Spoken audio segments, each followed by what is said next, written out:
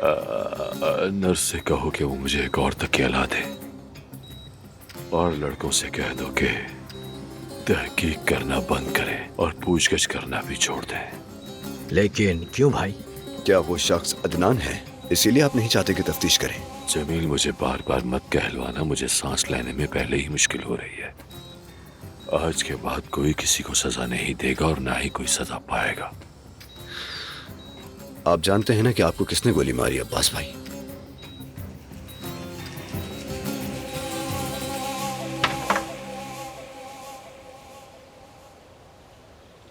जमरूद?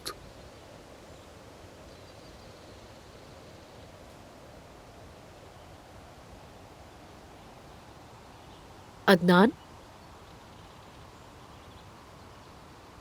क्या मैं कोई मदद कर सकती हूँ तुम्हारी? कोई काम है तो मुझे बताओ प्लीज। दानी, तुम ईशा के साथ यहाँ आराम से रह सकती हो। तुम उसे हमेशा किसी न किसी के पास छोड़कर चली जाती हो। उसका ख्याल रखो, वरना उसे लगेगा कि हम उसे नजरअंदाज कर रहे हैं।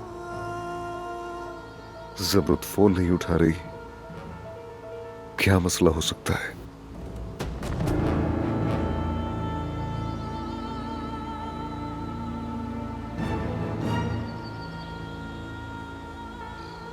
रुस्तम बाबा भी फोन नहीं उठा रहे।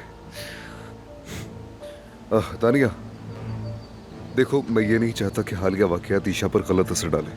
इन सारी चीजों से ईशा को दूरी रखो तो अच्छा है। उसका ख्याल रखो और उस पर ध्यान दो दानिया।